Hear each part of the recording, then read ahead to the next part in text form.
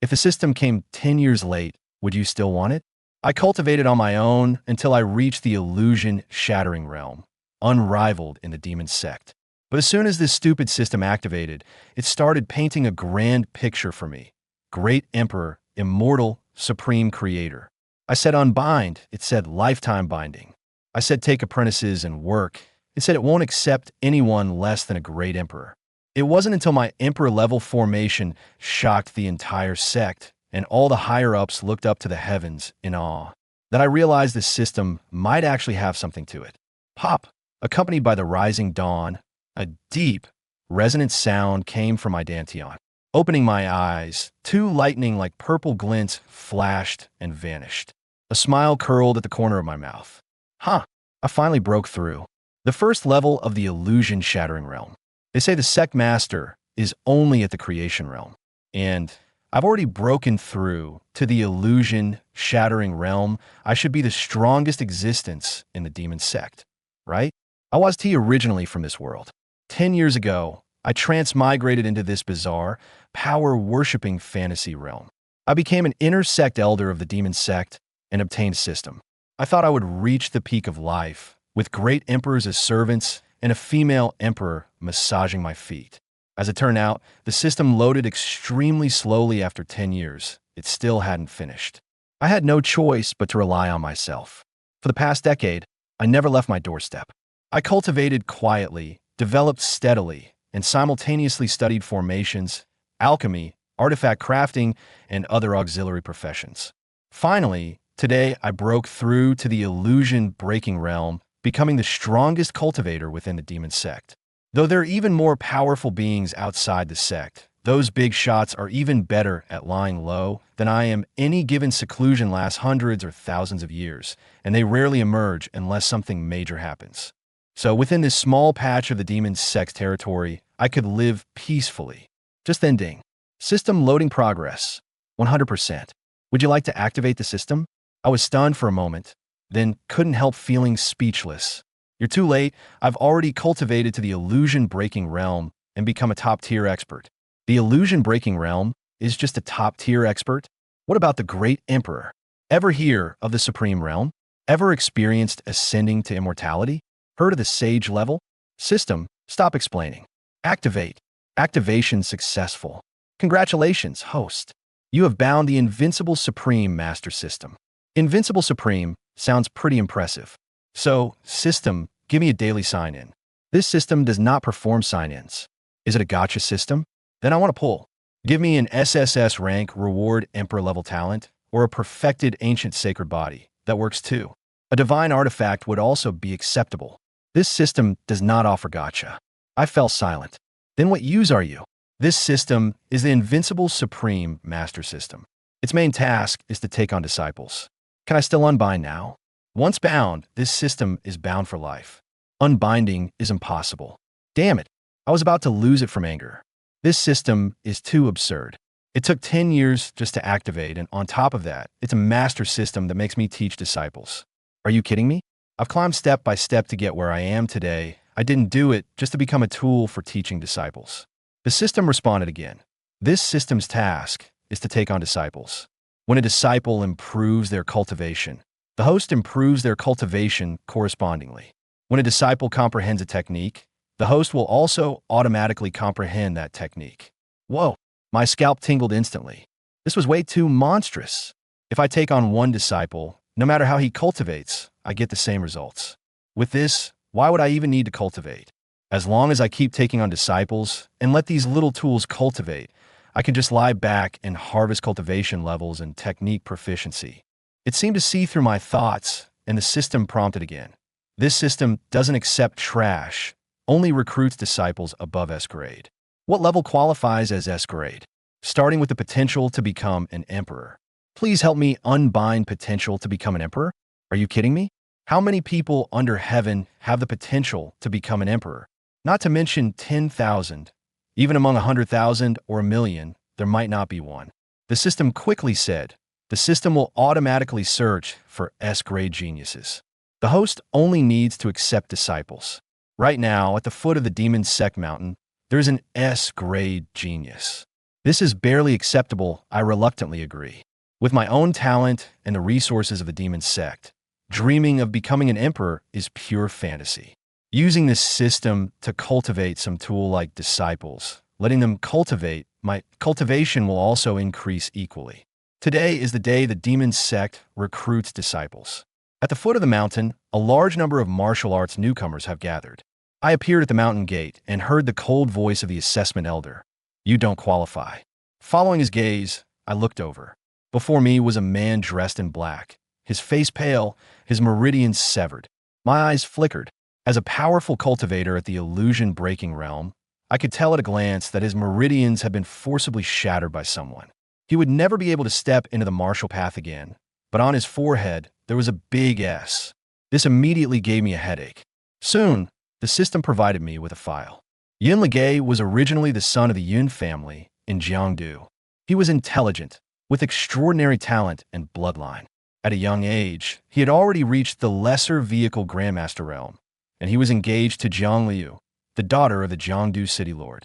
A standard rich second-generation start young and promising, with a car, a house, and a girl. In the end, he was defeated by an unknown nobody that Jiang Liu liked, and even had his meridians broken. The Yin family naturally wouldn't let it go. The entire family went to confront them, only to be wiped out in one fell swoop. Yin Ligay was also banished from Jiangdu, never allowed to set foot there again. This guy, could he have offended a son of fortune?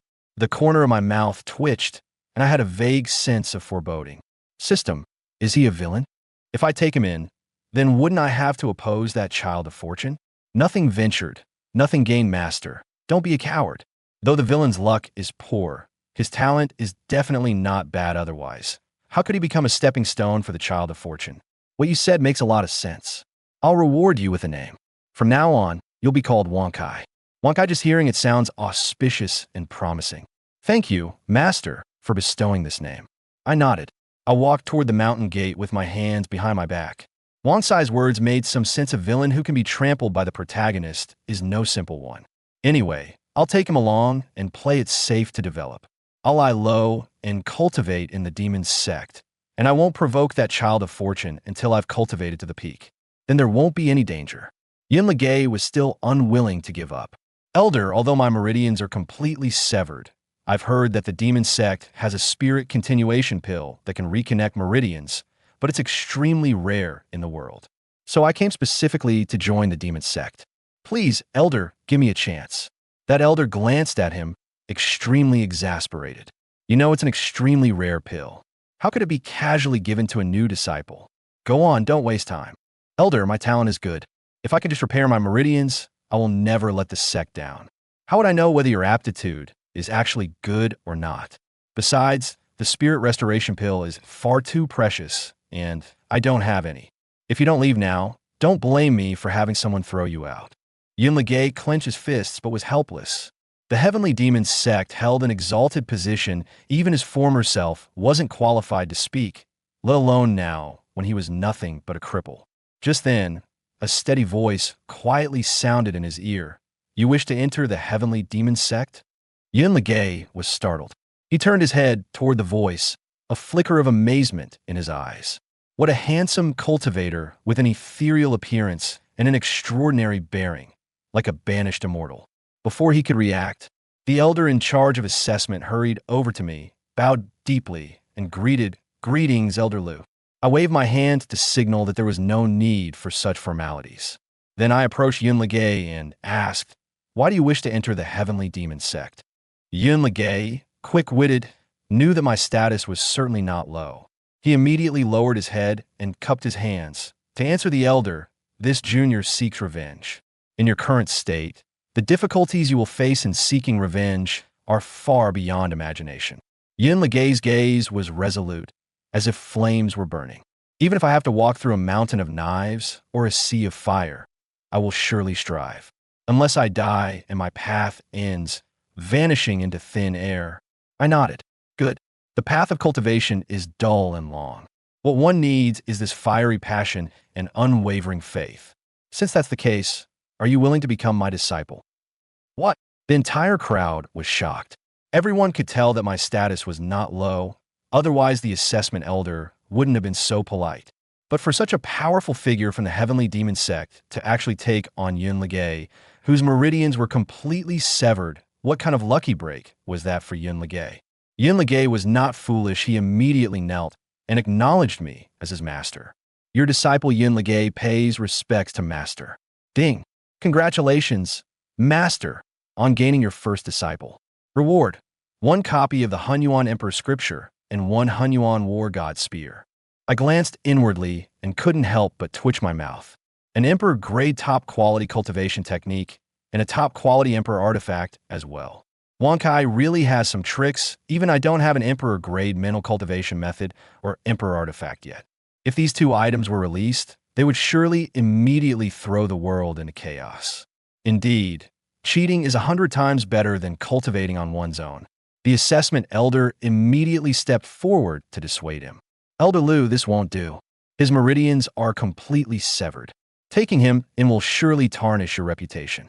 I smiled lightly. No matter. My Stillwater Peak could use a cleaner for chores. Let him sweep the grounds, it'll count as giving him a chance.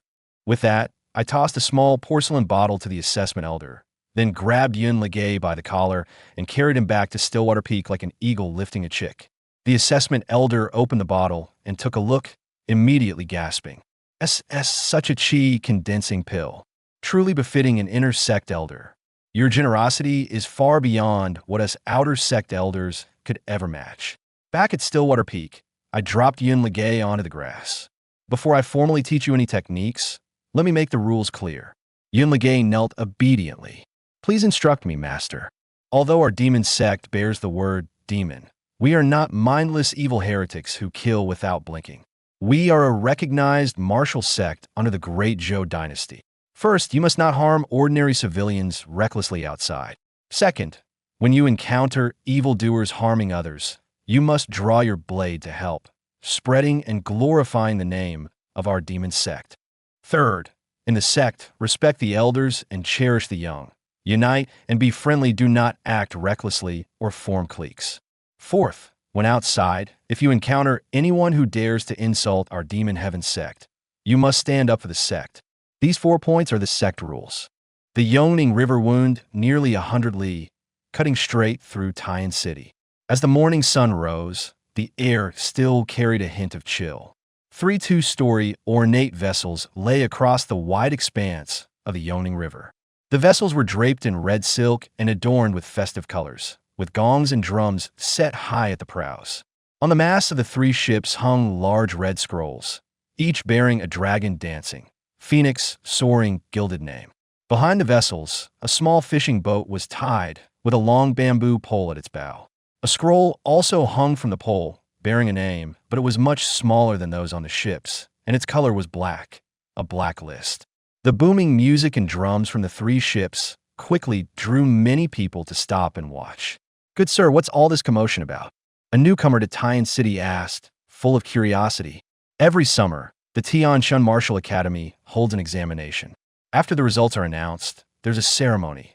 The top 3 candidates have their names posted on red lists and parade along the Yongning River. This is the grandest event in Taiyan City each summer. The dark, bearded man, a native of Taiyan, glowed with pride and superiority as he spoke. What is the deal with that blacklist? It's the special list for Tianshan's top wastrel, Xiao Beiming. There was no blacklist before. Since he entered Tianshan Martial Academy and ranked last every time, the Academy put up this blacklist, call it motivation, if you will. That's not motivation, it's humiliation. Aren't they afraid of offending the king of Nanhan? Can't you keep it down? Let us just enjoy the show. If you're so keen on playing smart, buddy, then stay away from me. Even Xiao Beiming isn't embarrassed. By now, he has probably already booked his usual spot in Chunman Tower, arms around some beauties, waiting to watch the list boat. Why are you worrying about him? While speaking, the dark, bearded man pushed through the crowd, keeping his distance from the outsider also to avoid trouble. With 3 cannon blasts, the tower boat set off, and the crowd on both banks erupted, naturally buzzing with loud chatter. Folks, you better take a good look at the blacklist this year. If you don't, you won't see it when the list comes out next year. So if this is a thing, then next month, when Xiao Beiming comes of age, he'll marry the sixth princess. The dishonor roll was originally meant for that person in the south to see. If Xiao Beiming becomes the princess's consort, it means that person in the south has bent the knee. Tianshan Martial Academy naturally won't release the dishonor roll anymore. Xiao Beiming is also a prodigy. I heard that for this summer exam, to avoid getting last place, he spent a fortune buying the answers for the written test, but he ended up copying them wrong. Nothing absurd that happens to him would surprise anyone. Have you all seen? The top scorer in this summer exam is the Prime Minister's son, Qi Shofeng. He's a regular visitor to the sixth princess's manor, and rumor has it he's the princess's most favored male companion. Qi Shofeng is at the very top of the list, while Xiao Beiming firmly holds the bottom. This time, the sixth princess has completely encircled the Tianshan Martial Academy's rankings. Xiao Beiming started visiting brothels at 12, and the sixth princess enjoys keeping male companions. These two are simply a perfect match. Chunman Tower, built along the river, is a famous money-draining den and hero's grave in Tian City. Originally, Chunman Tower was only supposed to open for business at the hour of Shun 3, 5 p.m. in the afternoon. But today, the Spring Full Pavilion opened for business at the hour of C9, 11 a.m. The male servants were bustling about non-stop, and all the courtesans were meticulously dressed and made up. On the third floor of the Spring Full Pavilion, an open-air terrace extended directly over the Yongning River, offering the best view of the river scenery. Since it was summer, a small awning had been temporarily erected on the terrace. At this moment, under the awning, Xiao Beiming, wrapped entirely in a fox fur coat, was half lying on a lounge chair. His expression seemed to gaze at the distant river view, but his eyes occasionally swept over the two seductive women clinging to him, lingering especially on their snow-white, half-exposed bosoms. However, he only glanced briefly and dared not pause, because behind him, a pair of eyes was staring fixedly. The owner of those eyes was very beautiful, but wore an aloof expression that kept others at a distance. It was Mu Shuiyang. "Your Highness Xiao, your hands are so cold. Don't put them on my waist, okay? Let me find you a warmer place." One of the seductive women grabbed Xiao Beiming's hand and was about to press it against her chest. Publicly, Xiao Beiming had people address him as "Your Highness the Young Lord." Xiao Beiming felt his back tighten instantly and quickly withdrew his hand, saying hastily, "Miss, you mustn't wrong me. My hand had been properly resting on my knees this whole time. I never touched your waist."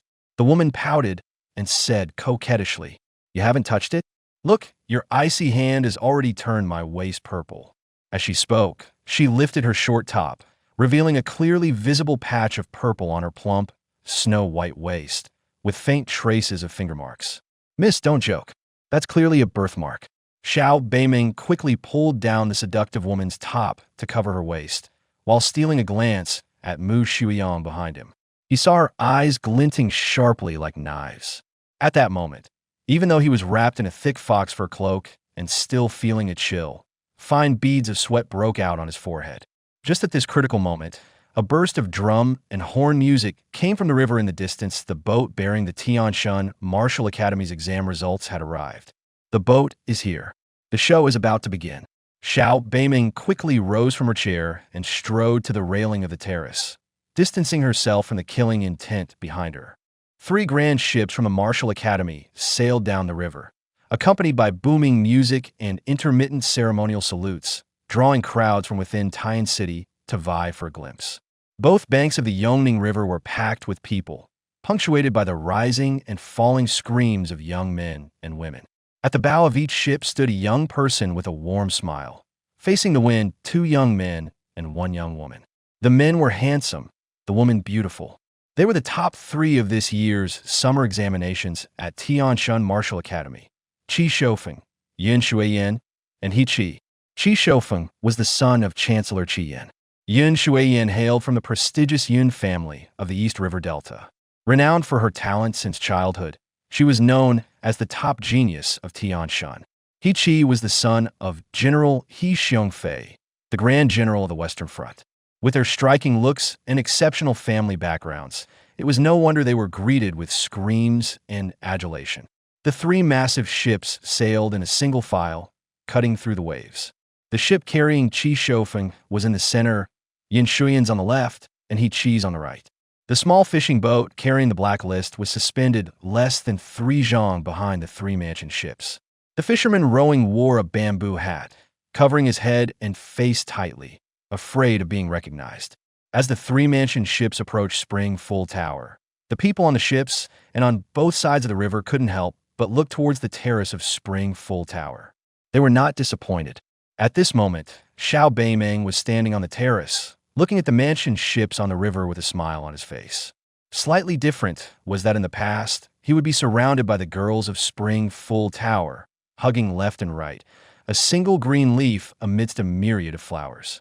But today, there was only one stunning young woman by his side, and this exquisite beauty kept a clear distance from him, her face cold. Qi Shoufeng and He Qi merely cast a disdainful glance at Xiao Beimeng before quickly turning to Mu Xiuyang, their eyes lighting up together, unable to look away for a long time.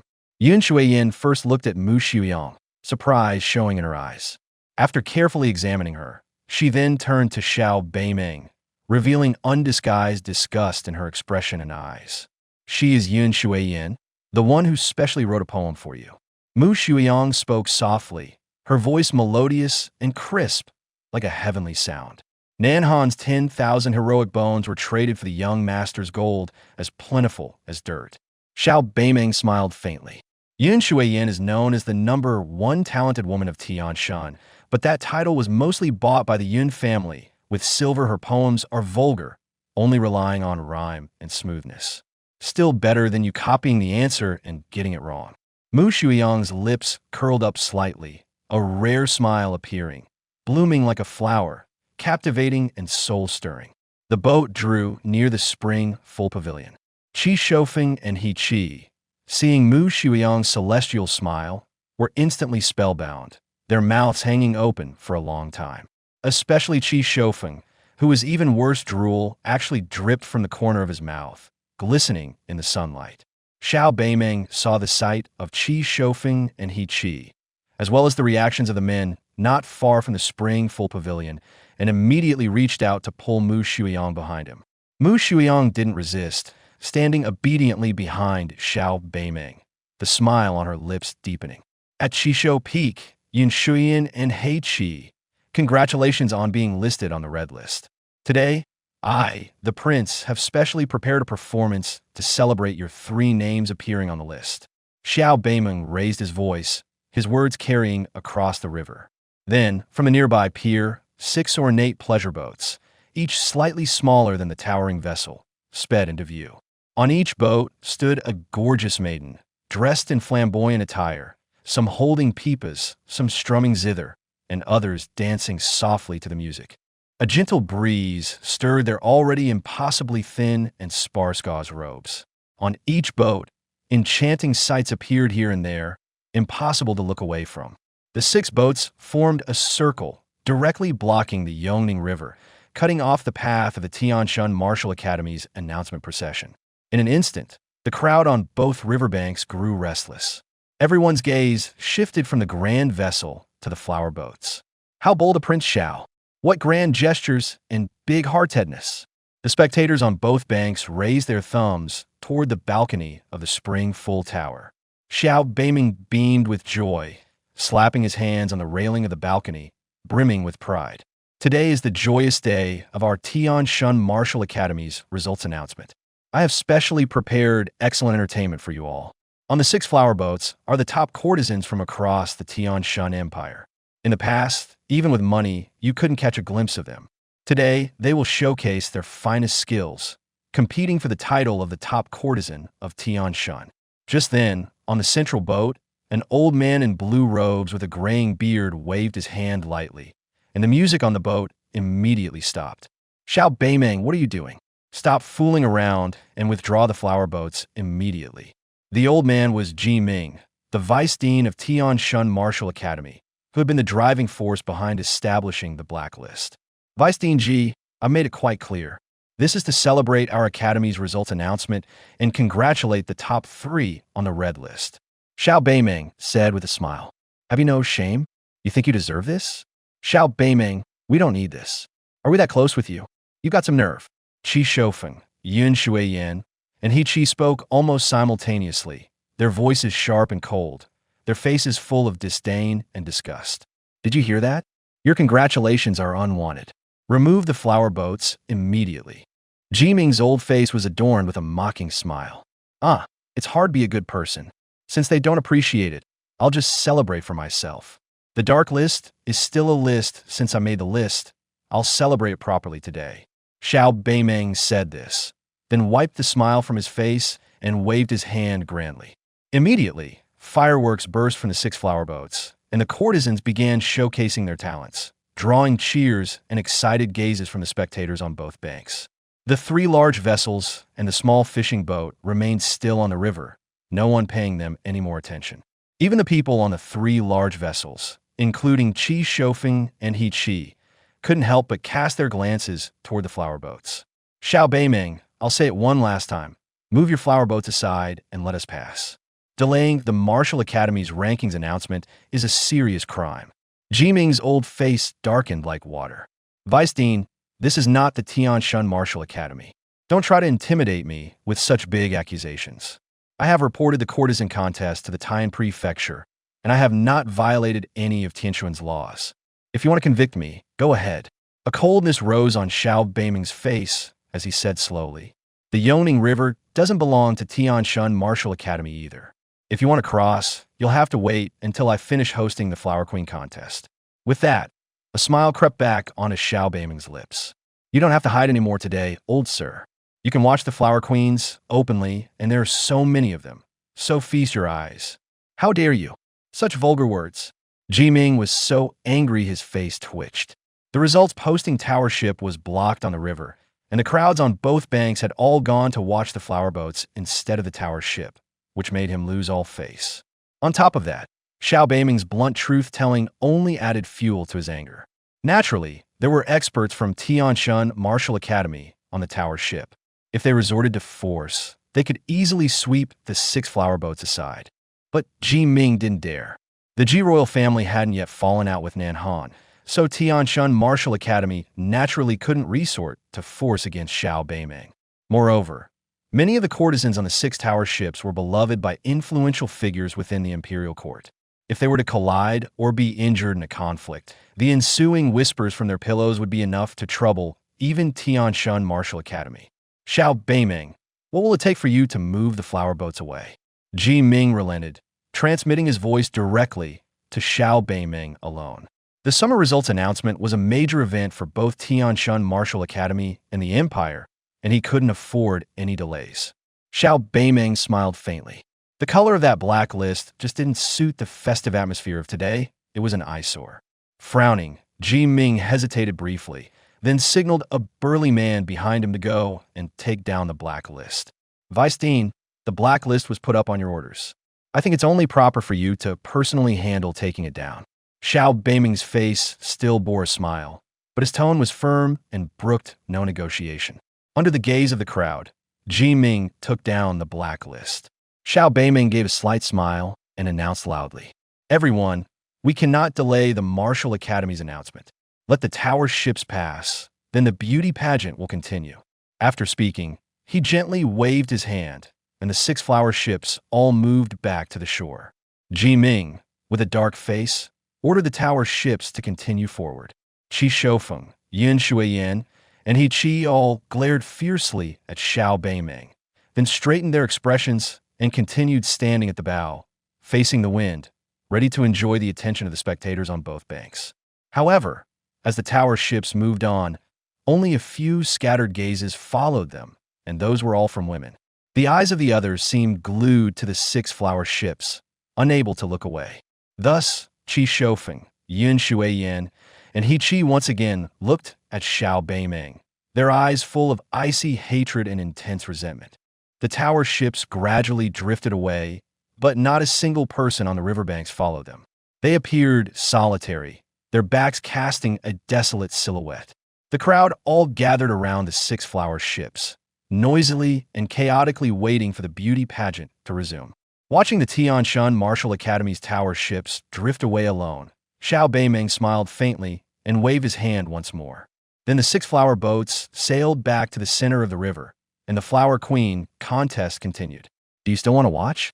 Mu Shuiyang cast a cold glance at Xiao Beimeng, who was staring fervently at the flower boats, her tone quite unfriendly. Just ordinary, vulgar women. What's there to see? Even all of them combined can't compare to a single finger of Sister Shuiyang.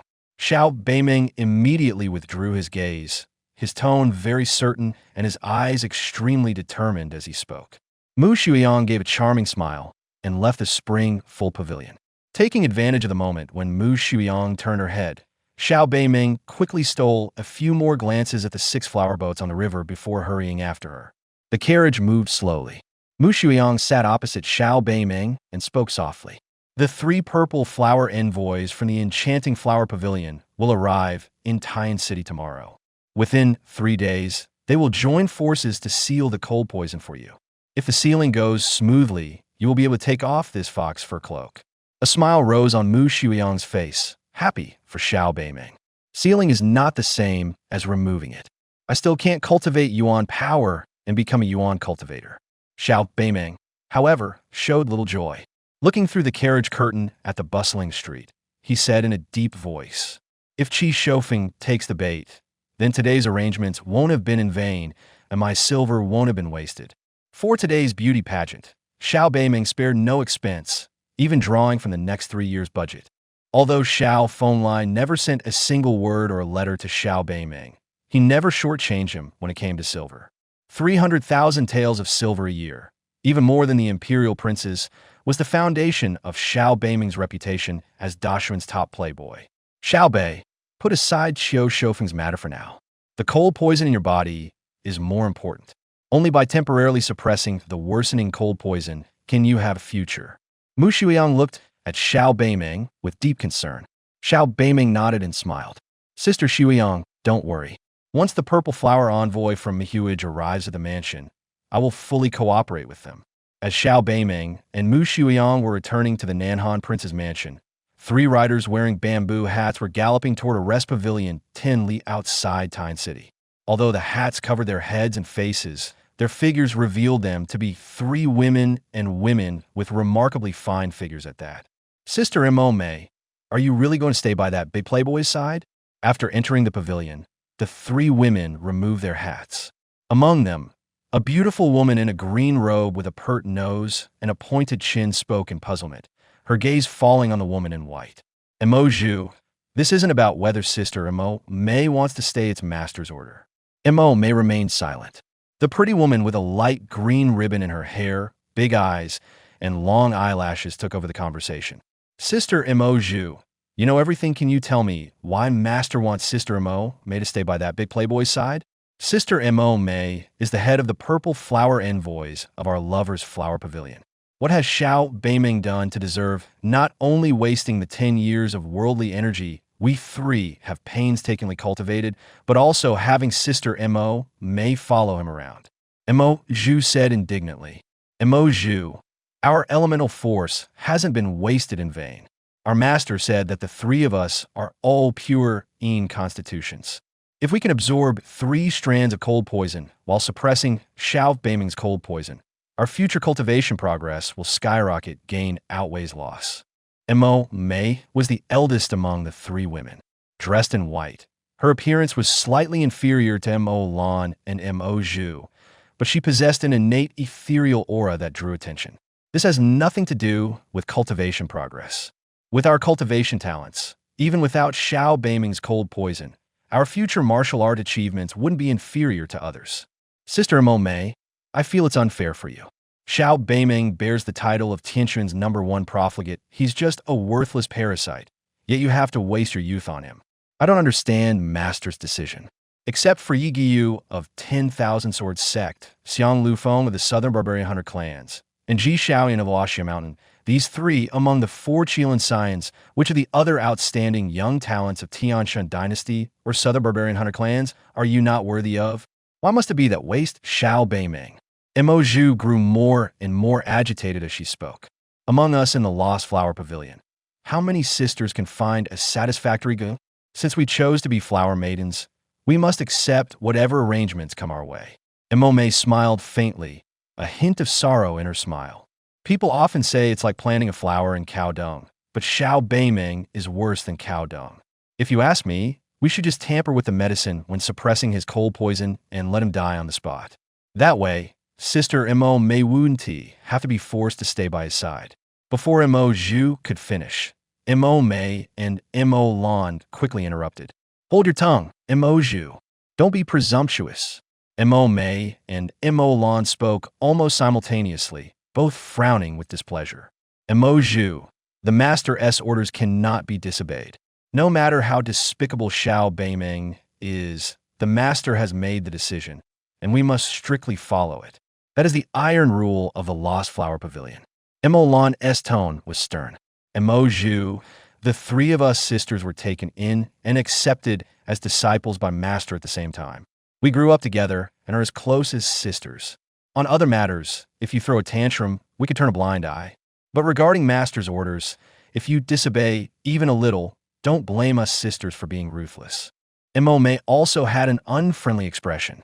Mo Zhu saw that Mo Mei and Mo Lan were genuinely angry and quickly put on a smile, saying, "Two elder sisters, I was just joking. How would I dare to go against Master's words? As long as you know that." Mo Lan sighed softly. Mo Zhu, I know you mean well for Sister Mo Mei, but regarding what Master has decided, if you have other intentions, not only will you not help Sister Mo Mei, you might also harm yourself. All right, we've rested enough. Let's enter the city early. At night, we'll take advantage of the darkness to sneak into Nanhan Manor. Mo Mei spoke slowly, then directly stood up and left the rest pavilion. Under the cover of deep night, three figures quietly arrived at the back door of Nanhan Manor. They were exactly the three purple flower envoys of Mihua Pavilion: Mo Mei, Mo Lan, and Mo Zhu. The door slowly opened, and Mu Shuiyang was waiting behind it. The three purple flower envoys, seeing Mu Shuiyang, who resembled a fairy from a painting, showed surprise in their eyes, and their gazes involuntarily lingered on her for half a breath. At the same time, they guessed Mu Shuiyang's identity within the Southern Cold Prince's mansion. Only Mu Shuiyang, the disciple of sword immortal Chu Qiandai, could possess such grace and temperament. The three senior Tusts have been waiting for some time. Mu Shuiyang's gaze swept quickly over the three purple flower envoys as she spoke calmly. After saying this, she swiftly turned and led the way ahead. Moments later, Mu Shuiyang guided Mo Mei and the other two to a courtyard outside, which candlelight flickered within a mansion. She cupped her hands toward the three and then quickly left. "You three, come straight in." An old man's voice came from inside the courtyard. It was Tu Jianqing. "We, the juniors Mo Mei, Mo Lan, and Mo Zhu, pay our respects to Senior 2. After entering the courtyard, Mo Lan and the other two respectfully bowed to Tu Jianqing in unison. Although Tu Jianqing had spent over a decade in Nanhan Prince Manor, his reputation as the sword immortal still resounded throughout the world. Upon learning from their master that Tu Jianqing was actually at Nanhan Prince Manor in Tian City, Mo Mei and the other two were astonished, unable to understand why the distinguished sword immortal would willingly guard Xiao Beiming in obscurity for over 10 years. However, they dared not ask their master the reason, just as they dared not inquire why he wanted Mo Mei to stay by Xiao Beiming's side. No need for formalities. Tu Jianqing nodded and praised. "You three young girls, though still young, have all reached the 5th rank impressive. You three young girls, though so young, have all reached the 5th rank realm impressive. There are two paths of cultivation in the world. One is Yuan cultivation, the other is spiritual cultivation. Yuan cultivation cultivates Yuan power, with realms divided into the lower 9 ranks and the upper 3 realms. The lower 9 ranks range from the 1st to the 9th rank, from low to high. The upper 3 realms are the wind riding realm, the Dharma aspect realm, and the divine travel realm. Spiritual cultivation cultivates spiritual power, with realms similarly divided into the lower 9 ranks and the upper 3 realms. The lower 9 ranks range from the 1st to the 9th rank, from low to high. The upper 3 realms are the grand spiritualist realm, the saintly spiritualist realm, and the divine spiritualist realm. Cultivators of Yuan and spiritual paths have comparable strength at the same realm.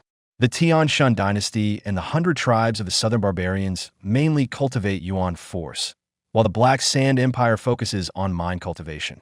Senior 2 flatters me. It's all thanks to my master's proper guidance. Mo Mei smiled softly and replied in a gentle voice. After a brief exchange of pleasantries, Tu Jianqing said slowly, "You've traveled all the way from the east, so you must be tired. Rest well tonight, and tomorrow we'll discuss the matter of the cold poison. Senior 2, we were merely traveling, so we aren't fatigued. Let's settle the plan now, and tomorrow morning we'll begin sealing the cold poison. The sooner we finish the task, the sooner we can report back to our master. I hope Senior will grant this." Mo Mei clasped his hands in a salute to Tu Jianqing. "A guest is a guest, then let's do as you wish." Tu Jianqing was also a straightforward person, so he immediately followed Mo Mei's wishes and began discussing tomorrow's arrangements. Meanwhile, in Xiao Beiming's secluded courtyard, Mu Shuiyang stood on the wall, calmly watching Xiao Beiming as he continuously practiced walking on stakes. "Sister Shuiyang, if you have something to say, just say it. Staring at me like this is making my punches come out awkwardly." Although Xiao Beiming complained that his punches were awkward, his fists were swinging like the wind. Even if you refine your physique to the pinnacle of mortal limits, you wouldn't last a single round against a Yuan cultivator. It's all for nothing. Mu Shuiyang said softly, "I know that, of course, but if I ever get to cultivate spiritual power in the future, isn't this just laying a solid foundation? Every bit of hard work pays off, it's not wasted. Besides, walking the stakes helped me suppress a bit of the chill poison." Xiao Beiming continued punching without stopping. "The 3 purple flower envoys from Mi Huage have arrived. Tomorrow they'll seal the chill poison for you. Don't you want to know what they look like?" A smile tugged at the corner of Mu Shuiyang's mouth. "I only care whether they can seal the chill poison for me. Does it matter what they look like?" Xiao Beiming wore a face of righteous solemnity. "Keep pretending." Mu Shuiyang snorted with a laugh. "They're 3 old hags in their 70s or 80s, faces full of wrinkles, and when they speak, it sounds like tree bark scraping together." Having said that, Mu Shuiyang leaped off the wall in a flash and vanished. Xiao Beiming's face immediately fell. He had been told by Tu Jianqing earlier that the chill poison sealing procedure tomorrow would involve close physical contact. At the same time, Xiao Beiming learned from Tu Jianqing that every flower envoy of the Mihua Pavilion was stunningly beautiful and highly skilled. That was why, during his practice on the wooden stakes, Xiao Beiming felt elated and thoroughly pleased. But now, thinking about the 3 ugly old women groping him tomorrow, Xiao Beiming's skin crawled with goosebumps. Under the flickering candlelight at the 6th princess's mansion in Tyne City, Ji Fengzhu, dressed in a red robe with a voluptuous figure, dismissed her attendants and raised her wine glass, her eyes seductive as she looked at the young man across from her. "Peak leader, congratulations on winning the top rank of the Martial Academy list." Ji Fengzhu pressed her delicate red lips to the wine glass, took a sip, then cast a flirtatious glance at Qi Shoufeng, her smile alluring and enchanting. Qi Shoufeng was momentarily stunned, then raised his glass and drank it all in one go. But there was no joy on his face. "Peak leader, now that you've become the top of the Martial Academy list, why do you still look a bit down?" Ji Fengzhu asked, puzzled. "Of course I'm happy to be the top scholar, but today during the boat parade, that waste Xiao Beiming staged a beauty pageant that not only blocked the boat, but also attracted the whole city's attention. It's truly infuriating," Qi Shoufeng said with a gnashing of teeth. "He's just a waste. Why bother getting angry with him?" Ji Fengzhu smiled sweetly. "If it were just ruining the boat parade, I wouldn't even bother with him. But when I think that next month he's going to marry the princess, how can I not be furious?" Qi Shoufeng raised his head, his gaze burning as he looked at Ji Fengzhu. Ji Fengzhu let out a faint sigh, her voice soft and delicate as she spoke. "With the emperor's decree, what can a weak woman like me do?" After saying this, she slowly stood up and personally poured wine for Qi Shoufeng. While pouring the wine, Ji Fengzhu deliberately lowered her body slightly, revealing a bit more of her snowy white neckline. Qi Shoufeng's heart immediately wavered, and he boldly reached his hand toward Ji Fengzhu's waist. Ji Fengzhu nimbly sidestepped to avoid Qi Shoufeng's wandering hand, returned to her seat, and said with a blush on her jade-like face, "Shoufeng, you've had too much to drink." Qi Shoufeng tilted his head back, drained his cup, and said in a low voice, "I'm not drunk, I'm completely sober. How could that waste Xiao Beiming be worthy of the princess? I'll go back right now and beg my father to petition his majesty to revoke the decree and not let the princess marry Xiao Beiming." The princess is as precious as gold. 10,000 Xiao Beimings still couldn't match you. Shofeng, it's useless. How could Prime Minister Qi risk offending His Majesty for my sake? Ji Fengzhu lowered her beautiful head, her eyes dim. Princess, believe me, I'm the only son of the Qi family. If I insist on marrying none but you, my father will surely go to beg His Majesty. Qi Shofeng spoke with certainty, his eyes fervent. Ji Fengzhu put on an appearance of extreme shyness and said in a feigned scolding tone, Shofeng, you're drunk, talking nonsense. Princess, I'm not drunk. I, Qi Shofeng, will marry no one but you in this life. I can swear to heaven that every word I say is true. I can cut my heart out to show you. As he spoke, Qi Shofeng tore open the front of his robe and pulled out a dagger, making as if he would actually cut open his chest to take out his heart. Shofeng, don't. Ji Fengzhu exclaimed, her face filled with anxiety. Shofeng, put down the dagger quickly. I believe you. I believe everything you say. Before Ji Fengzhu could finish speaking, Qi Shofeng sheathed the dagger at lightning speed, quickly adjusted his robe, and then said, Princess, rest assured, I will never let you marry Xiao Beimeng. Shofeng, we're alone now. Don't keep calling me princess, it's too formal. Just call me Fengzhu. Ji Fengzhu looked at Qi Shofeng with a beaming smile. Qi Shofeng's body trembled.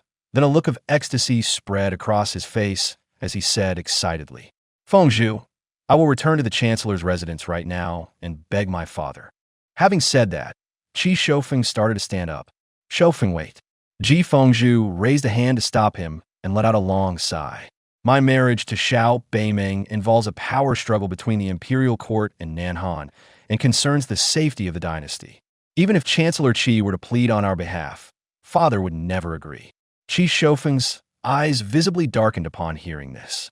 How could he not know that Ji Fengzhu's marriage to Xiao Beimeng was the imperial court's test and pressure on Nanhan?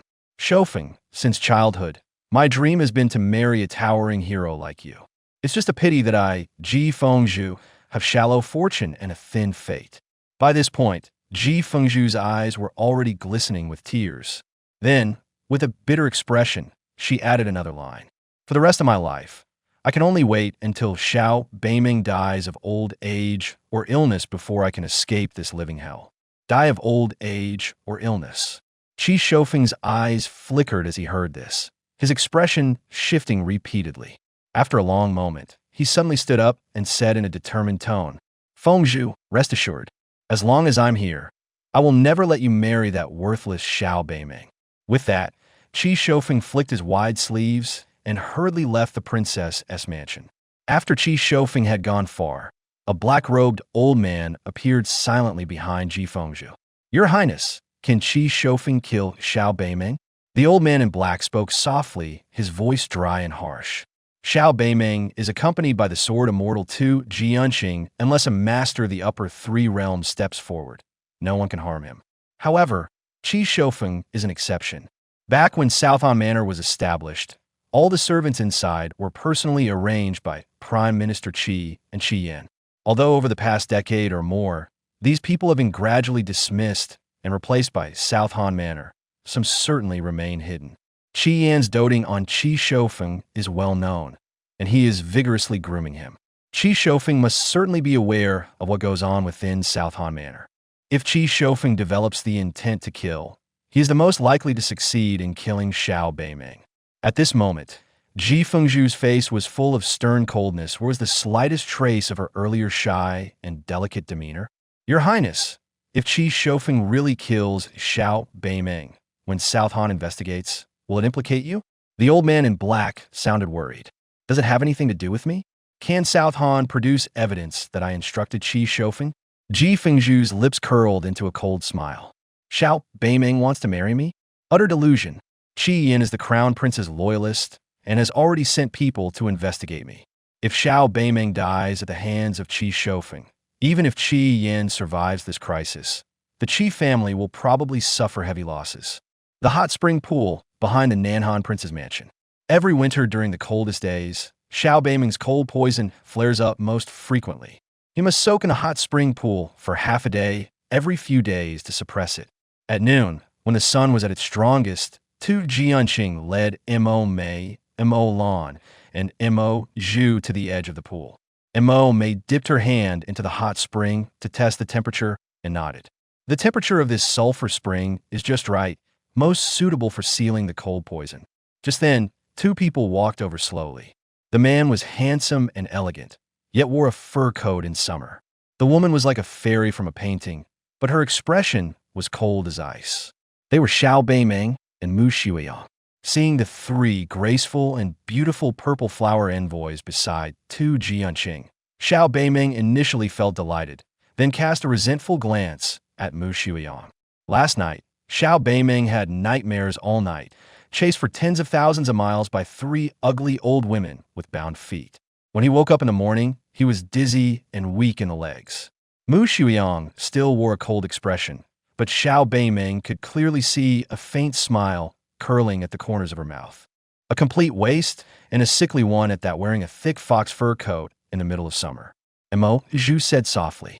Mo Lan gently tugged at Mo Zhu's sleeve, signaling her not to talk nonsense.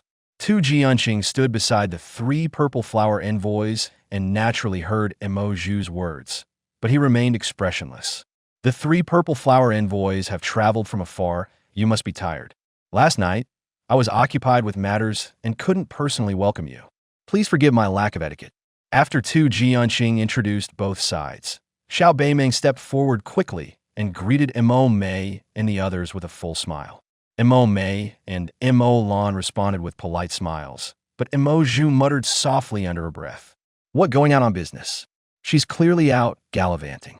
Tu Jianqing's face twitched, and he simply looked at the churning hot spring beside him, pretending not to hear. Mu Shuiyang frowned, about to flare up, but Xiao Beimeng sidestepped to block her. Mo Mei shot a glare at Mo Zhu, then forced a smile. Young Master Xiao, the time has come. Let us begin now. Very well. I appreciate the three of you taking the trouble. Xiao Beimeng clasped his hands toward Mo Mei and the other two, then directly removed his fox fur coat and began to take off his white inner garment. The three women, Mo Mei, Mo Lan, and Mo Zhu, all furrowed their brows together. Mu Shuiyang also looked displeased. Young Master Xiao, removing the fox fur coat is sufficient. Mo Mei forced out a faint smile. Mo Lan's face stiffened, while Mo Zhu gave a cold snort. Is that enough? Xiao Beimeng said, puzzled. Old Tu told me yesterday that the fewer clothes, the better the sealing effect. Tu Jianqing looked bewildered at the words. He hadn't seen Xiao Beimeng at all yesterday. At the same time, seeing Xiao Beimeng raise an eyebrow at him, he gave a light cough and said, I did say that, but it's you who are sealing the cold toxin for him. Naturally, you decide how to arrange it. Mo Mei's expression softened slightly as she said in a gentle tone, Senior Tu, Miss Mu, during the sealing, disturbances are most taboo. Please, both of you, step aside for a while. Tu Jianqing nodded, put his hands behind his back, and strolled leisurely away from the hot spring. Mu Shuiyang hesitated briefly, then turned and hurried away. Young Master Xiao, when we seal the cold toxin later, there will be considerable pain. You must endure it. If you cannot bear the pain, I can use a method to put you to sleep, but the sealing effect will be reduced. Mo Mei turned her gaze to Xiao Beimeng. Since we're going to seal it, we should achieve the best effect. Xiao Beimeng immediately refused without any hesitation. What a joke, 3 stunning beauties about to join me for a romantic bath. I was supposed to pass out? That would be downright foolish. With that, Xiao Beimeng didn't even bother to take off his shoes and stepped directly into the hot spring pool, sitting down in the center. The warm water reached up to his chest. Master Xiao, would you please close your eyes? Mo Mei said softly. Xiao Beimeng gave an O and slowly closed his eyes. Seeing this, Mo Mei glanced at Mo Lan and Mo Zhu, a blush creeping onto her delicate face. Mo Lan and Mo Zhu were just the same, their jade-like cheeks burning hot. Then Mo Mei led the way, slipping off her gauze robe, leaving only her undergarments. Freed from the outer layer, her 2 magnificent mounds could no longer be concealed, bouncing out and trembling. Xiao Beimeng secretly cracked his eyes open, saw the magnificent sight, and instantly felt the blood rush to his head, a small tent pitched right up. TSK. Mo Mei seemed so ethereal, but she was hiding a truly deadly weapon. Xiao Beiming then secretly glanced at Mo Lan and Mo Zhu, as both had also removed their outer garments, revealing equally stunning yet distinctly unique sights. "This is killing me," Xiao Beiming thought anxiously, as his pants grew increasingly tight, threatening to burst at the seams. Fortunately, after the three Mo Mei, Mo Lan, and Mo Zhu had shed their outer robes, they quickly stepped into the water and crouched down in the hot spring, letting the water rise to their necks, half concealing the alluring view. "Have you seen enough, young Master Xiao? If you have, then please close your eyes tightly and set aside any improper thoughts. When we seal the chill poison later, if you get restless or distracted and stirred up, don't blame us." Mo Mei spoke slowly after crouching down, her tone carrying a hint of coldness. At the same time, she was quite shocked, for when she entered the water, she clearly felt that the temperature of the pool had dropped significantly after Xiao Beiming stepped in. Such a fierce, chill poison, Xiao Beiming had endured it for 20 years. Only a person with immense willpower could have survived it. Mo Mei looked at Xiao Beiming again, a hint of strangeness in her eyes. Mo Lan naturally knew Xiao Beiming was secretly glancing at her. She wore a stern expression, clearly displeased. "Lecher," Mo Zhu directly spat those two words at Xiao Beiming. "Triggering the cold poison. Miss Mo Mei, are the consequences of triggering the cold poison severe?" Xiao Beiming, disregarding the cold faces of the three purple flower envoys, asked urgently. It concerned his own life, so he naturally had to be nervous. "In mild cases, paralysis in severe cases, you'll be frozen to death." Mo Dane replied indifferently. "Ah!" Xiao Beiming couldn't help exclaiming. In his heart, he immediately felt bitter and resentful. "Three elder sisters. Your looks and figures are each more tantalizing than the last. What man wouldn't have wandering thoughts and restless desires?" Despite the complaints, his life was more important. Xiao Beiming quickly closed his eyes tightly, striving to rid his mind of all deviant thoughts. Mo Mei saw Xiao Beiming's nervous expression. A smile tugged at the corner of her mouth as she stood up, slowly walked to Xiao Beiming's side, and sat down cross-legged. The talk about triggering the cold poison was naturally a lie to Xiao Beiming. Mo Lan and Mo Zhu followed closely and also sat beside Xiao Beiming.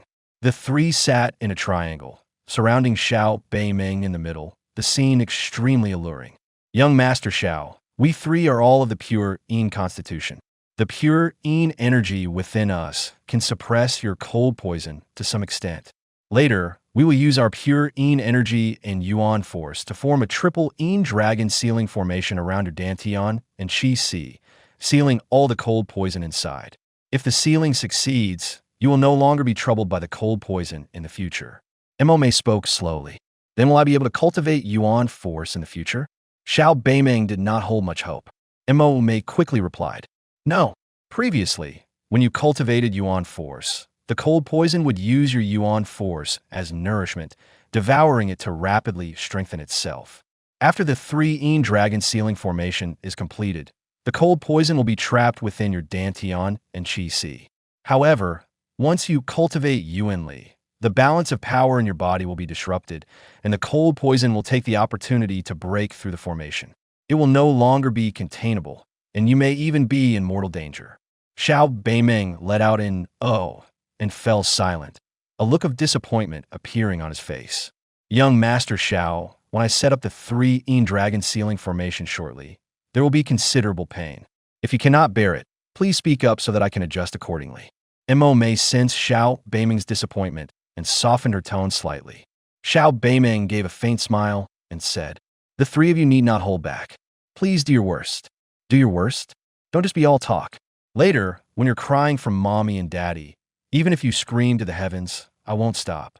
Mo Zhu finally suppressed her dissatisfaction and let out a cold laugh. "Miss Mo Zhu, Xiao Beiming, have many hard places, not just my mouth. If you wish to see them all, I certainly won't be stingy." Xiao Beiming had held back repeatedly, but Mo Zhu kept pressing her advantage, so he directly launched a counterattack. The women trained in the Mihua Pavilion were versed in all manner of arts. How could they miss the implication in Xiao Beiming's words? "Xiao Beiming, you lecher!" Mo Zhu scolded sharply, making as if to lash out. Mo Zhu, Mo Mei shouted coldly, stopping Mo Zhu before speaking in a deep voice. Young Prince Xiao, since you've agreed, we'll begin. Mo Lan, Mo Zhu, the cold poison must only be drawn in 3 strands no more. With that, Mo Mei pressed her fair, soft hands against Xiao Beiming's broad back. Mo Lan and Mo Zhu also composed themselves, reaching out to press their hands against Xiao Beiming's back or chest.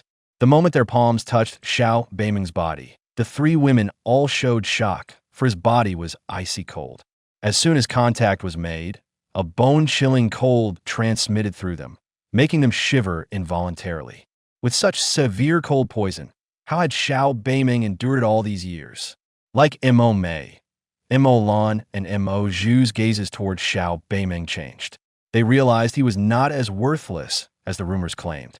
The moment 6 soft and tender hands touched his body, Xiao Beiming's entire body shuddered violently, as if struck by lightning. Mo Mei and the other 2 were shocked again. How could Xiao Beiming's reaction be that of a 12-year-old who frequented brothels? He was clearly still a virgin. Sister Mo Mei, now I understand why the master wanted you to stay by Xiao Beiming's side. He deliberately tarnishes his own reputation, clearly harboring great ambitions. Sister Mo Mei, the master is truly brilliant. She wants you to become the Southern Han princess consort. Mo Lan and Mo Zhu almost simultaneously transmitted their voices into a line to Mo Mei. You 2 dead girls, don't talk nonsense. Focus on sealing the cold poison. After responding via sound transmission, a faint, almost imperceptible smile appeared at the corner of Mo Mei's mouth. Xiao Beiming naturally could not hear the conversation of the 3 sisters. At this moment, he was in great agony. Just now, he had tightly closed his eyes and done his utmost to drive away the wicked thoughts in his heart, which had calmed his inner restlessness somewhat. But as soon as 6 soft, boneless, warm little hands pressed against his body, the flow of blood in his veins suddenly accelerated more than tenfold, and his body even felt a burning heat, with his trousers instantly tightening. Just as Xiao Beiming was struggling to drive away improper thoughts, 6 invisible forces simultaneously probed into his body, then wandered throughout his body, washing through every inch of flesh and every segment of bone. At the same time, Xiao Beiming felt as if thousands of fine needles were pricking and stabbing inside him, as if thousands of ants were gnawing and biting. Although Xiao Beiming had prepared himself, he had not expected the pain to come so suddenly and so fiercely. Instantly, he couldn't help but groan aloud. Prince Xiao, if you cannot bear it, we can slow down the infusion of pure Yin energy and power. Mo Mei spoke with concern. Mo Mei knew well that Xiao Beiming's body had become a battlefield, where pure Yin energy and primal force were fiercely battling the cold poison spread throughout his body. The pain was enough to overwhelm even a powerful cultivator, let alone a pampered noble son accustomed to a life of luxury. But Xiao Beiming gritted his teeth and didn't utter a sound. The intense pain cleared the wicked thoughts from his mind, and the tightness in his pants vanished. He surrendered without firing a shot, not defeated, but yielding. A strange look flashed in the eyes of Mo Mei and the other 2, but they continued channeling their primal force and pure Yin energy. Time passed slowly, and before they knew it, an hour had gone by. Xiao Beiming's body trembled uncontrollably from the relentless pain, and for the first time, sweat beaded on his forehead. Yet he kept his teeth clenched and remained silent. Meanwhile, Mo Mei and her companions were visibly pale from the prolonged output of primal force and pure Yin energy. All 3 wore expressions of astonishment.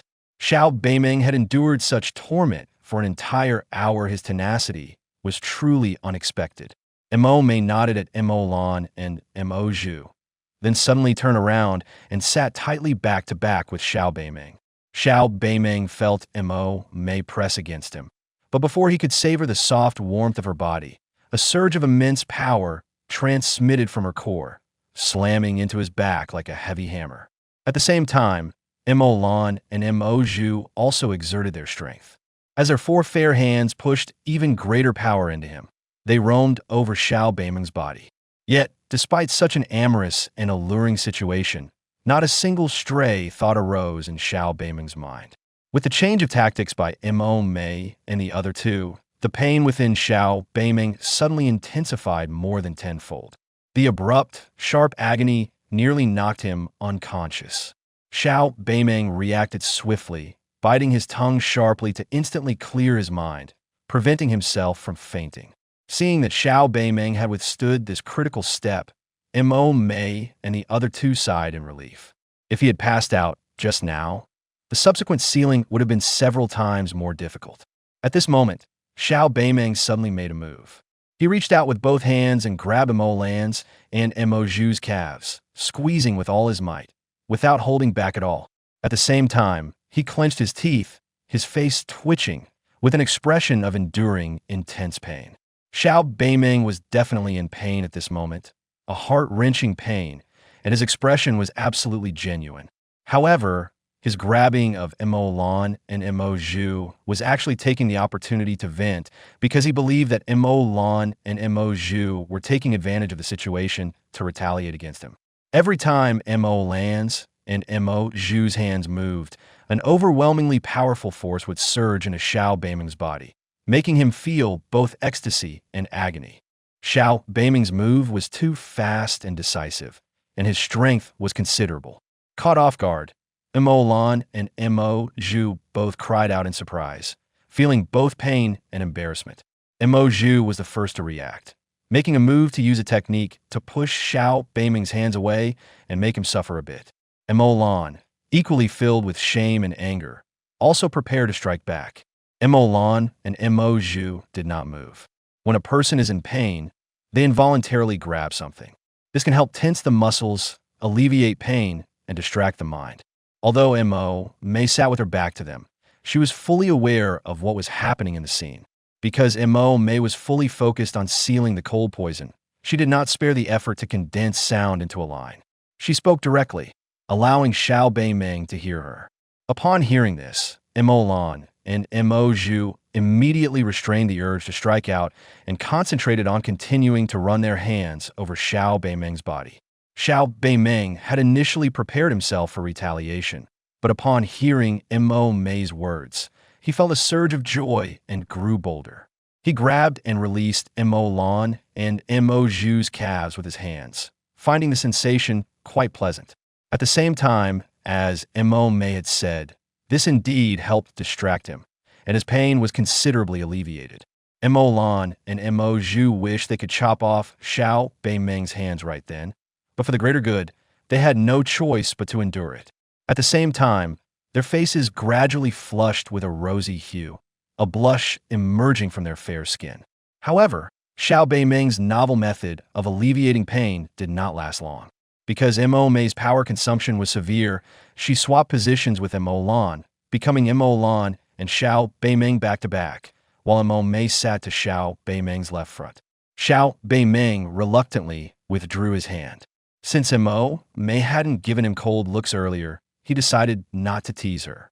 Then he placed his hands flat on his knees and resisted the pain with all his strength. After about the time it takes to burn 2 incense sticks, Mo Lan also couldn't hold on and swapped positions with Mo Zhu. Time passed slowly, and in the blink of an eye, another hour went by. Mo Mei, who was back-to-back with Xiao Beiming, suddenly turned around, pressed both hands against his back, and then quickly moved them around. Immediately, Xiao Beiming felt the power flowing throughout his body quickly gather and contract, slowly converging toward his abdomen. Soon, 6 hands simultaneously withdrew from Xiao Beiming's body. Mo Mei, Mo Lan, and Mo Zhu all leaped out of the hot spring together, used Yuan power to dry their clinging wet clothes, floated gracefully to the poolside, and quickly put on their garments. Xiao Beiming opened his eyes, and then a look of ecstasy appeared on his face. The cold poison that had tormented him to the bone for nearly 20 years was completely undetectable. He felt his body, once as heavy as a mountain, become incredibly light. And for the first time in his life, Xiao Beiming felt the sunlight burning hot on his skin. He looked at Mo Mei and the other two, seeing their pale faces, sweaty foreheads, and expressions of utter exhaustion. So Xiao Beiming quickly stepped ashore, ignoring his soaking wet clothes, and respectfully bowed to the 3 women, saying sincerely, Thank you, young ladies, for your help. I'm deeply grateful for your efforts. Modi Dane Mai smiled faintly. We were merely following our master's orders. There's no need to thank us. Mo Lan and Mo Zhu, however, both snorted coldly and turned their heads away, refusing to look at Xiao Beiming. At that moment, the places on their calves where Xiao Beiming had grabbed still throbbed with pain, likely already bruised. Xiao Beiming gave an awkward smile, then shouted into the distance. Old Two, I'm done here. Come quickly and see to our guests. As his voice fell, a figure drifted over. It was Tu Jianxing. Old Two, entertain them for a bit. I'm going to change clothes. Xiao Beiming left Mo Mei and the other two to Tu Jianxing and strode away. Mo Mei and the others were astonished that the esteemed sword immortal was being ordered around like a servant by Xiao Beiming, but they showed no hint of it on their faces. Tu Jianxing, however, remained completely unbothered, smiling as he arranged for Mo Mei and the other two to rest first. Finally free from having to bundle up in thick fur robes, Xiao Beiming was in great spirits. After changing into clean clothes and stepping out of the room, he saw Mu Shuiyang standing in the courtyard, staring intently at him. Sister Shuiyang, my cold poison has been sealed. I can finally throw off all this fur. Xiao Beiming laughed joyfully. Mu Shuiyang nodded, tears in her eyes as she spoke. Xiao Bei, I know. Senior 2 just told me. Sister Shuiyang, what's wrong? My cold poison is sealed, you should be happy. Why are you crying? Xiao Beiming reached out to wipe the tears from Mu Shuiyang's face, just like when they were children. Mu Shuiyang, however, blushed and quickly turned her head away, hastily wiping her tears and sniffing as she said, I'm just happy for you. If Master could see that you no longer have to wrap yourself in that fox fur, she would be very pleased. Xiao Beiming's eyes visibly dimmed at those words, but he quickly put on a smile. Sister Shuiyang, let's go. With this fox fur finally off, let's take a stroll around the city. I want those bastards to see clearly that without the fox fur, I'm still full of life and bouncing around. It's perfectly normal not to wear fox fur in summer. What's it to show off? Mu Shuiyang rolled her eyes at Xiao Beiming. Xiao Beiming coughed awkwardly and was about to speak when Mu Shuiyang continued. The fish has taken a bait. Shisho Peak has made contact with the rat in the prince's mansion today. Truly, good things come in pairs. Xiao Beiming's face lit up with joy, and then he turned his gaze toward the white clouds in the sky. Having stayed in this lifeless city for nearly 20 years, it's time for me to get out and about. What he didn't notice was that Mu Shuiyang's eyes visibly dimmed upon hearing his words. As night deepened, the Nanhan Prince's mansion held a grand banquet to entertain Mo Mei and the other 2 purple flower envoys from the Lost Flower Pavilion. After 3 rounds of wine, Mo Mei raised her glass and said, Young Master Xiao, my master ordered that I, Mo Mei, henceforth follow you and be at your command. Upon hearing this, Xiao Beiming nearly sprayed the wine from his mouth. Tu Jianxing's mouth hung wide open for a long time, unable to close. Mu Shuiyang, on the other hand, frowned, and the coldness on her face deepened. To be honest, a delicate beauty suddenly delivered herself to his doorstep. Willing to serve the prince, how could he possibly refuse? However, he didn't dare not to refuse, because Mu Shuiyang beside him was unhappy. For Xiao Beiming, if there was one person closest to him in this world, it was undoubtedly Mu Shuiyang. After Chu Qianai left, in the city of Taiyan where he had no relatives, the only one by his side was Mu Shuiyang. Of course, there was also Tu Jianxing by Xiao Beiming's side. But Tu Jianxing was different from Mu Shuiyang. Tu Jianxing was there because of a vow. Since Mu Shuiyang was unhappy, Xiao Beiming would resolutely refuse, even if the Mihua Pavilion sent a whole room of flower envoys. Miss Momo, I appreciate the pavilion master's kindness, but Xiao has a terrible reputation and is in constant danger. Having Miss Momo by my side would not only tarnish your name, but also hinder your future. Xiao Beiming politely declined. Momo, Molin, and Maju all showed surprise. They had not expected that Xiao Beiming would reject such a good thing handed to him. Momo's face flushed. She had volunteered to serve Xiao Beiming, but was rejected. Even though her mind had been tempered over time, she couldn't help but feel embarrassed. However, she had been ordered to come, so she had no choice but to steel herself and continue speaking. I dare not defy the command of your master, Prince Xiao. I beg you to grant my request. Xiao Beiming was about to refuse again when he saw Mu Shuiyang stand up. Imo Mei, I accept it on your behalf. From now on, you will stay by Xiao Bei's side. Having said that, Mu Shuiyang strode away on her long legs without looking back. Sister Shuiyang, wait. Xiao Beiming quickly called out, but before he could finish, Mu Shuiyang had already vanished from sight. Imo Mei, Imo Lan, and Imo Zhu looked at a loss, all turning their gazes to Xiao Beiming. Apologies, ladies. Sister Shuiyang has been troubled by something lately. I'll go check on her. Xiao Beiming cupped his hands apologetically to the 3 violet envoys and then said to Tu Jianqing, Old Tu, please entertain them for me. I'm going to find Sister Shuiyang. With these words, Xiao Beiming also rose from his seat and went straight after Mu Shuiyang. Mu Shuiyang hadn't actually gone far. She seemed to know that Xiao Beiming would come after her. Sister Shuiyang, what's wrong? Xiao Beiming asked with a concerned expression. I'm fine. I just had a few too many drinks and felt a bit hot, so I came out for some air. Mu Shuiyang smiled, a charming smile. Don't try to fool me. I've known you since we were kids, and I can always tell how you're feeling at a glance. Besides, you hate it when I get close to other women. Why did you suddenly agree to let Imo Mei stay by my side? Xiao Beiming frowned. Because Xiao Beiming had tarnished his own reputation, Mu Shuiyang kept a very close watch on his affairs with women, afraid that he might actually start to enjoy it for real. Xiao Bei, my master and the Misty Flower Pavilion's master were sworn friends in life and death. The master treats you like her own child. Sending Imo Mei to your side naturally means no harm to you. So of course, I wouldn't object. Mu Shuiyang's smile did not fade. Sister Shuiyang, is there something you're hiding from me? Xiao Beiming's frown deepened. Xiao Bai, you overthinking. Go back quickly and entertain Imo Mei and the others. They've helped you a great deal today. Also, from now on, Imo Mei will be by your side. You must trust her just as you trust me. Mu Shuiyang's eyes shimmered at the end, perhaps due to the bright moonlight. Shuiyang, tell me the truth. What are you hiding from me? A sense of foreboding rose in Xiao Beiming's heart. What could I be hiding? Hurry back. After tonight, there's a tough battle ahead waiting for us. After saying that, Mu Shuiyang lightly tapped her feet on the ground and gracefully disappeared into the night, leaving Xiao Beiming no chance to follow. Late at night, Xiao Beiming knocked on Tu Jianqing's door. You rascal, I've heard of knocking on a widow's door in the dead of night, but never an old man's. Tu Jianqing, sleepy-eyed, lit an oil lamp with a displeased expression. Old Tu, I couldn't sleep, so I came to see you. Xiao Beiming found a soft chair and lounged lazily. Thank you, but no need. If you can't sleep, go bother that new maid you took in. Why come harass me?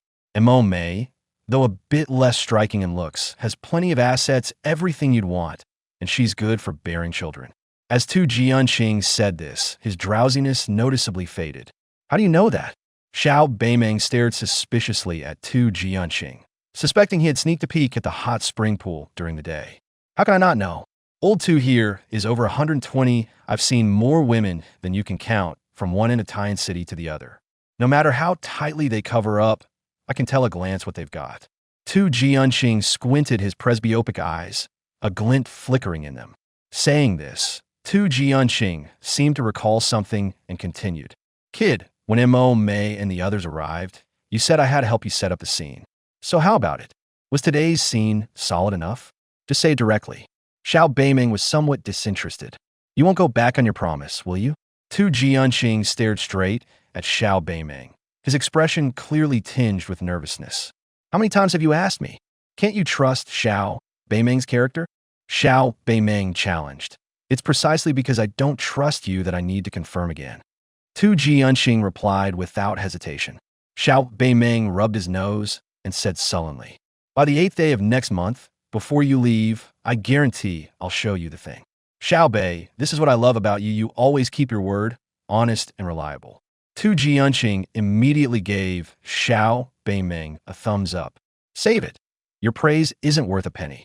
Xiao Beiming directly rolled his eyes at Tu Jianqing and then continued asking, Old Tu, tell me the truth, what's really on Sister Shuiyang's mind? Tu Jianqing's eyes shifted lightly as he chuckled. You two are closer than anyone else. I'm just an outsider here. If you don't know her secrets, how could she tell me?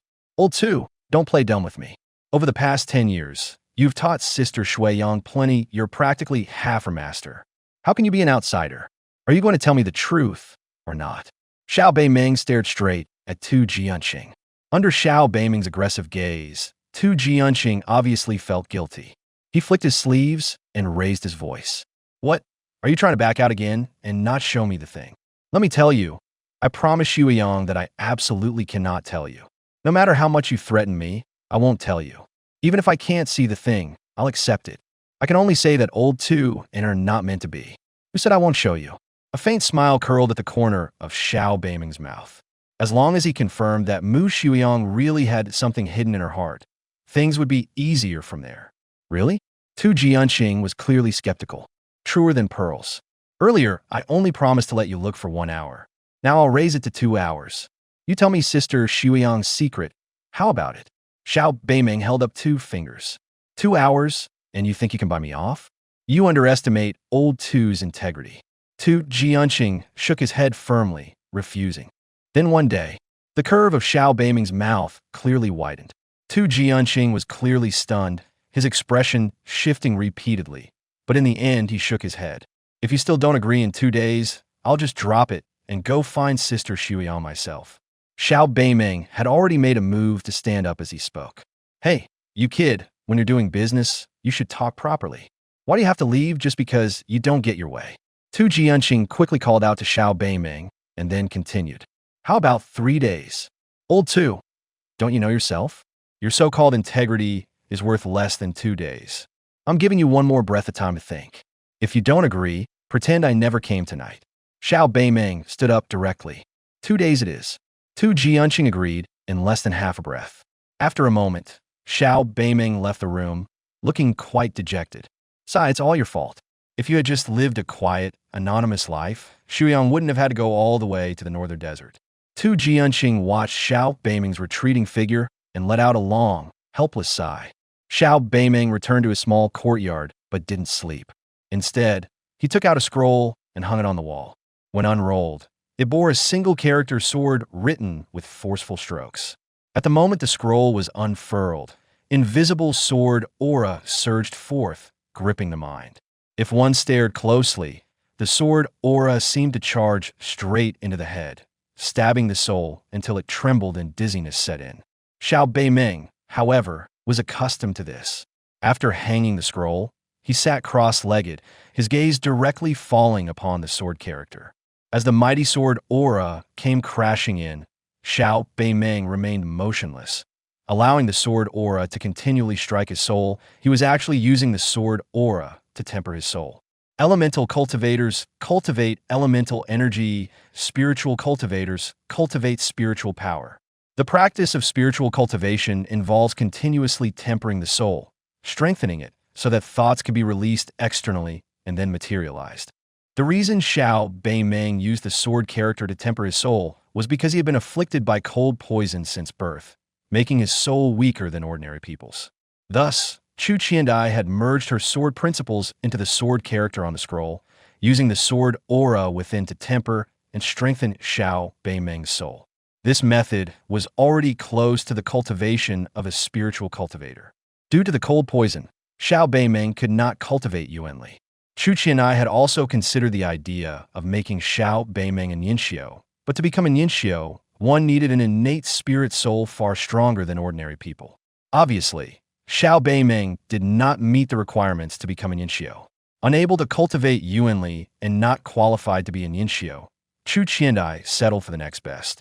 She only hoped that Xiao Beiming could live a peaceful life without illness or disaster. Chu Qiandai used the sword character to temper Xiao Beiming's spirit soul, hoping that one day his spirit soul would be like that of a normal person, so that he would no longer always wake up in the middle of the night and could only fall asleep while lying in her arms. However, what Chu Qiandai did not know was that less than half a year after she left, when Xiao Beiming was 10 years old, he no longer woke up in the middle of the night while sleeping, and his sleep became very sweet. This sword character was written when Xiao Beiming was 6 years old. From the age of 6, Xiao Beiming had to face the sword character in meditation for an hour every day, his eyes fixed firmly on the sword character, unable to look away or lower his head. Chu Qiandai naturally cherished Xiao Beiming dearly, But on this matter, she was extremely strict, allowing no slack. The sword character emanated a fierce sword aura, containing Chu Qiandai's sword intent. Even a seasoned martial artist, let alone a 6-year-old child, would find their soul unable to withstand looking at it for long. Moreover, Xiao Beimeng was born with a weak soul. Chu Qiandai certainly considered this issue. She traveled across Tianshan, visited the southern barbarian lands, and even journeyed far to the north of the desert, finally finding a piece of 10,000-year soulwood. She crafted it into a pendant and hung it around Xiao Beimeng's neck. When Xiao Beimeng could not withstand the sword aura, the soulwood would activate its power to protect his soul. At the same time, wearing the 10,000-year soulwood long-term could nourish Xiao Beimeng's soul, allowing it to continuously strengthen. At this moment, Xiao Beimeng sat at the foot of the wall, quietly gazing at the sword character, carefully observing the stroke and flow of each line, and intently feeling the constant impact of the sword aura on his soul. If Chu Qiandai were still alive and saw the scene before her, she would be utterly astonished, because Xiao Beimeng was now resisting the sword aura with nothing but his own spiritual soul, without borrowing the power of the soulwood, and he was clearly doing so with ease. It must be known that the sword aura left by Chu Qiandai in the sword character was so formidable that not even Yuan cultivators, let alone those who had already attained the ranks of Nian cultivators, could necessarily withstand it, much less hope to be as relaxed and effortless as Xiao Beimeng. Although the sword character's effect on tempering the spiritual soul was no longer significant, Xiao Beimeng still continued the habit he had maintained for over a decade, spending at least half an hour each day meditating under the sword character. After half an hour, Xiao Beimeng rolled up the sword character scroll and stored it away with great care. This was one of the few relics left to him by his mother, Chu Qiandai, so he naturally treasured it immensely. Moreover, this sword character was a priceless treasure to those who cultivated the way of the sword. Even sword immortal Tu Jianqing had to pester Xiao Beimeng for over a decade before finally obtaining his consent tonight to observe the sword character, with a viewing time directly extended from half an hour to 2 days. Afterward, Xiao Beimeng took out his brush, ink, paper, and inkstone and began practicing calligraphy with flowing strokes. But he only writes one character, the character sword. His sword character is very similar to Chu Qiandai's, but also a bit different. If the instructors at Tianshan Martial Academy saw Xiao Beimeng's calligraphy, they would definitely be astonished beyond belief, because Xiao Beimeng's calligraphy could easily be considered master level. Moreover, if a sword path expert were here, they would surely detect traces of sword energy in his characters, even though it is still very faint. Starting from the age of 6, when he first observed the sword character, Xiao Beimeng began voluntarily copying Chu Qiandai's sword character, driven by a child's curiosity and thirst for exploration, and even more so by his attachment to his mother. Xiao Beimeng was writing vigorously, one sword character after another flowing from the tip of his brush. Behind him, bookshelves covering the entire wall were filled with all kinds of books sorted by category: astronomy, geography, poetry, military strategy, as well as large quantities of elemental cultivation techniques and a small number of thought cultivation techniques. In short, everything imaginable was there. Don't think these are just for show. Xiao Beimeng loved reading. Whenever he had free time, he would read. Moreover, he was not picky about books. He would read anything, and he had the gift of photographic memory. Perhaps this innate talent was a compensation from heaven to Xiao Beimeng. Because Xiao Beimeng loved reading, Chu Qiandai searched far and wide for books. By now, the books on the shelves had been replaced countless times. Xiao Beimeng entered Tianshan Martial Academy at 15, but most of the time, it was Lu Ziying who showed up at the academy. If he had taken the summer exams himself, how could he have ended up on the blacklist every year? Of course, Lu Ziying's yearly rank as last place was also Xiao Beimeng's request. After writing 300 sword characters, Xiao Beimeng put down his weasel hairbrush and gently flexed his wrist. At the same time, an astonishing thing happened. The 300 sword characters moved without wind, neatly stacking themselves one by one, then flew on their own into the iron basin in the corner. Next, the oil lamp on the table also moved, flew to the iron basin to ignite the stacked sword characters, then flew back to the table.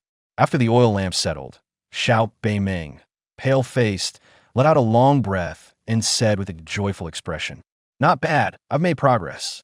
It took 3 breaths less than yesterday. I should be close to the second rank mind cultivator now. The sword character and oil lamp from before were being driven by Xiao Beiming's psychic power. Xiao Beiming cannot cultivate Yuan power, but he is now a genuine first-grade psychic cultivator, a type of cultivator that is relatively rare in both Tianshan and Nanman.